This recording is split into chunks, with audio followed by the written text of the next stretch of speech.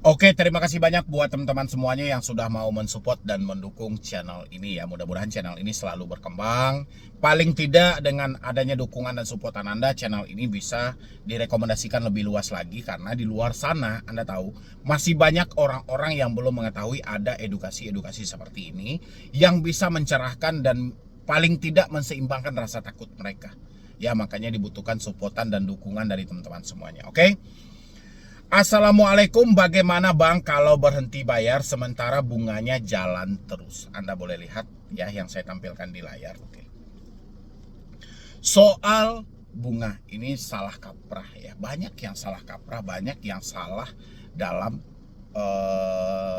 menentukan mana sih yang bunga, mana sih yang denda. Mereka sudah nggak tahu lagi sehingga dipukul rata semuanya bunga. Oke, saya sampaikan dulu buat teman-teman semuanya. Dalam akad kredit Anda yang meminjam, itu sudah Anda sepakati berapa bunga yang harus Anda bayarkan. Contoh, bunga 0,3% per hari. Berapa lama tenor yang Anda sepakati? Misalnya selama 30 hari. Berarti bunga 0,3% tadi dikali 30 hari. Ya, itu bunga.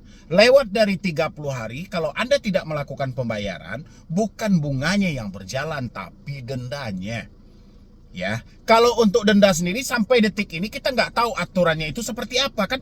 Saya selalu sampaikan, OJK hanya fokus pada bunga dari spinjol, ya. Tapi OJK lupa ada yang lebih berbahaya lagi, denda biaya layanan. OJK lupa dalam memperhitungkan hal ini. Tapi OJK menyediakan satu aturan, yang mana aturan itu mungkin sudah dipakai jauh-jauh hari dan sudah dilaksanakan juga, walaupun praktek di lapangan masih banyak yang menyimpang. Tentang wajib menagih 90 hari. Begitu keluar wajib menagih 90 hari, pinjol pun juga dilarang menerapkan bunga, denda, bahkan biaya layanan lainnya melebihi dari 100%. Ya, nggak boleh melebihi 100%. Baik itu denda, maupun bunga, maupun biaya layanan. Jadi ditambah-tambahin semuanya. Contoh, Anda minjam 1 juta, biaya layanan berapa? 200.000. Ya, berarti yang Anda terima 800. Yang disebut dengan pokok oleh si pinjol, kalau pokok menurut si pinjol yang 1 juta dia kirim. Dia nggak akan potong yang 200.000 yang menjadi biaya layanan. Ya, ketika Anda telat, sebanyak-banyaknya pinjol cuma boleh menagih 100% dari pokok yang ada. Kalau pokoknya 1 juta, berarti Anda akan ditagih sebanyak 2 juta. Itu kalau sudah melebihi 90 hari. Ya, aturannya ada. POJK-nya ada, POJK-nya jelas. Oke, saya sampaikan dulu buat teman-teman semuanya dan saya bacakan juga beritanya biar Anda jelas juga ini. Ini dari liputan6.com Jakarta. Asosiasi Fintech Pendanaan Bersama Indonesia (AFPI) melarang pinjaman online atau pinjol mengenakan biaya bunga kredit atau biaya pinjaman di atas 0,4% per hari. Jika melebihi batas tersebut, maka dijatakan melanggar peraturan yang telah ditetapkan OJK. Ya. Sekretaris Jenderal AFPI Sunu Widyatmoko mengatakan batas biaya pinjaman bunga pinjol sebesar 0,4% per hari itu telah termasuk biaya struktural lainnya seperti biaya administrasi, biaya layanan, bunga, biaya teknologi atau biaya asuransi. Ya, tapi walaupun kita tahu praktek di lapangan tidak semudah dia mengucapkan seperti ini, ya. Batas pinjaman yang berdasarkan kode etik diberikan pembatasan 0,4% per hari. Batas biaya pinjaman karena kami memahami struktur biaya itu ada beberapa. Ada biaya administrasi, layanan, biaya teknologi, biaya risk management, asuransi. Semua biaya ini kita beri batasan digabung jadi satu, kata Sunu seperti ditulis Sabtu 23 September 2023. Ya. Di sisi lain, Sunu mengungkapkan terdapat platform atau perusahaan pinjol yang biaya layanannya tinggi tapi biaya bunganya rendah. Ada juga biaya bunganya tinggi namun biaya layanan rendah. Hal tersebut justru memudahkan AFPI untuk memantau pinjol-pinjol untuk mengetahui apakah mereka melakukan pelanggaran atau tidak. Karena memudahkan buat monitoring kami, kita patroli platform, kita cek ada pelanggaran apa tidak. Ada pelanggaran atau tidak, ujarnya. Lebih lanjut, Sunu juga menegaskan bahwa akumulasi bunga tidak boleh lebih dari 100% dari pinjaman pokok. Ya, akumulasi bunga tidak boleh melebihi 100% dari biaya pokok. Ya, kita lanjutin lagi dulu. Batas biaya pinjaman 0,4% per hari. Akumulasi bunga tidak boleh lebih dari 100%. Kalau misalnya pinjam bunganya 0,4%, kalau sebulan tuh 12%. Nah, kalau setahun 144%. Kata kita hanya memperbolehkan nagih yang 100%. Ya, kalau hitungannya per tahun. Ya, kalau dikaliin 0,4% itu dikali 12, ya, sebulannya 12%, total dalam satu tahunnya 144%. Tapi aturan mereka telah mereka buat bahwa bunga tidak boleh melebihi 100%. Ya, itu pun kalau dalam hitungan P2P-nya lagi, itu setelah lewat dari 90 hari. Ya, tapi ini kan sudah jauh hitungan mereka. Walaupun sudah galbay 1 tahun, tidak boleh ditagih melebihi dari 100% dari nilai pokok pinjaman. Ya, kita lanjutin lagi dulu. Sebagai contoh, jika nasabah pinjaman online meminjam 1 juta, maka akumulasi yang harus dibayarkan sebesar 2.440.000 dengan bunga 0,4% per hari. Mengacu pada peraturan di atas, seharusnya jumlah yang dilunasi hanya 2 juta.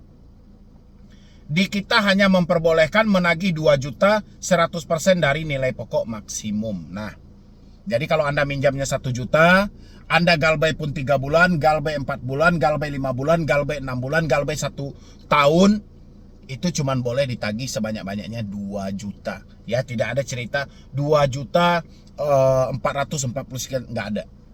Ya, jadi cuman boleh ditagih itu sebanyak 100%. Ya, itu buat teman-teman semuanya.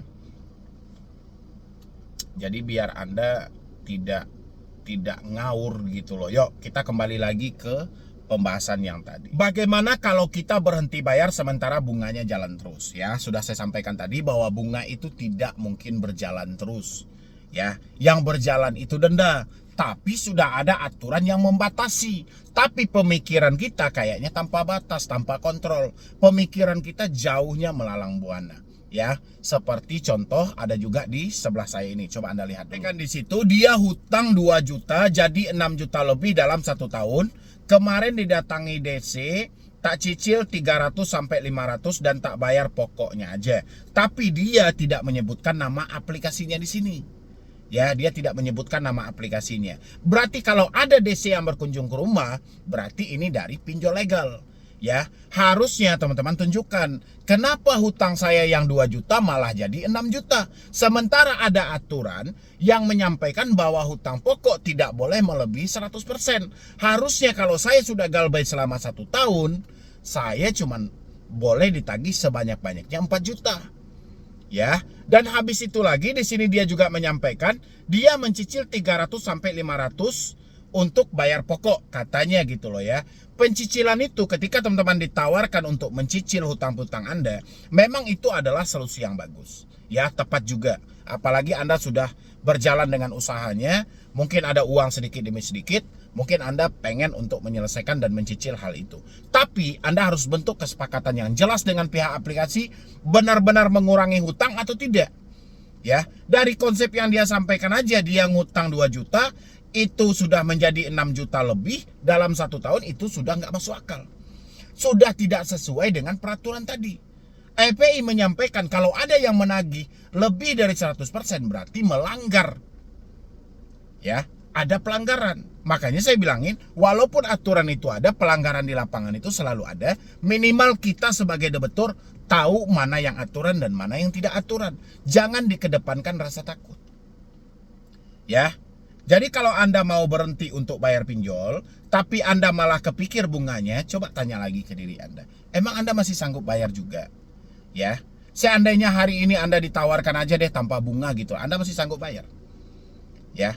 Atau misalnya karena Anda takut bunganya berjalan atau dendanya berjalan, terus Anda ada uang nggak untuk melakukan pembayaran?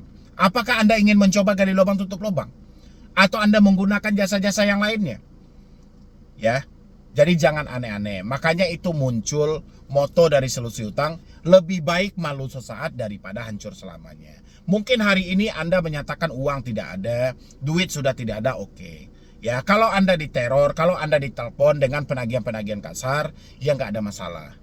Ya, ataupun kontak darurat Anda dihubungi, Anda merasa malu, nggak apa-apa, malu sesaat. Daripada Anda sibuk mencari pinjaman, mencari talangan dana, mencari galian lain, akhirnya akan terjadi pada titik mentok juga. Saya tanya dulu, siapa di sini yang paling rajin mencicil pinjol dengan cara gali lubang tutup lubang? Habis itu untuk digali nggak ada lagi. Tempat talangan dana sudah nggak ada lagi, tempat meminjam nggak ada lagi, akhirnya gagal bayar juga. Menyesal atau tidak? Ya, kalau seandainya tahu bakalan mentok seperti ini, kenapa nggak dari dulu? Kenapa malah saya paksakan gali lubang tutup lubang? Ya, tapi yang namanya penyesalan tidak ada datang di awal. Penyesalan itu makanya disebut dia sebuah sesalan karena dia berada di akhir. Ya, makanya buat teman-teman, kalau memang Anda sudah menyatakan untuk berhenti bayar pinjol, persetan soal bunga, persetan soal denda, persetan biaya layanan dan segala macam, fokus di satu tujuan, bagaimana duit yang nggak ada ini menjadi ada. Sudah ada aturan yang membatasi hal itu. Ya, kalau Anda meninggalkan hutang sebanyak 2 juta, 1 tahun ke depan Anda cuma boleh ditagih sebanyak 4 juta, sesuai dengan aturan dan yang saya bacakan tadi. Tidak ada cerita Anda hutang 2 juta ditagih sampai 10 juta. Itu sudah melanggar. Dan ketika hal itu terjadi, Anda tunjukkan buktinya, ini aturan dari AFPI. Ya, walaupun saya arahkan Anda melapor ke AFPI, belum tentu juga Anda akan ditanggapi. Paling tidak Anda adu argumen dengan mereka. Ini berdasarkan POJK yang ada. Ini aturan yang berlaku. Jadi Anda jangan mengada-ngada. Jangan sesuka hati. Ya, itu buat teman-teman semuanya. Sebenarnya sudah ada aturan itu bahwasannya OJK AFPI itu sebenarnya sudah menyuruh Anda untuk berhenti bayar. Jangan capek-capek gali lubang tutup lubang. Ketika uang Anda tidak ada, jangan fokus pada denda, jangan fokus pada bunga gitu loh. Tapi fokuslah bagaimana uang yang tidak ada ini menjadi ada. OJK sendiri aja tidak menyarankan Anda untuk gali lubang tutup lubang. AFPI sendiri tidak pernah menyuruh Anda untuk gali lubang tutup lubang.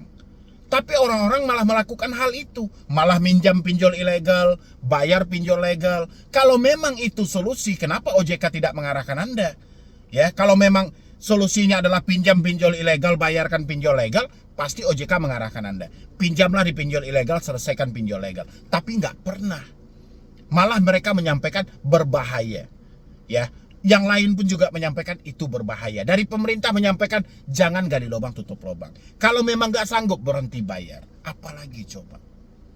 Ya, tinggal dari diri teman-teman semuanya, mau berhenti atau tidak, pikirkanlah itu. Karena baik atau tidaknya hidup Anda hari ini tergantung dari keputusan yang Anda ambil. Kalau selamanya Anda bisa dibodoh-bodohi, selamanya Anda mau dihantu-hantui dengan rasa takut, selamanya juga hidup Anda akan hancur untuk selamanya.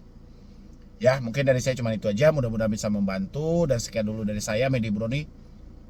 Wassalam.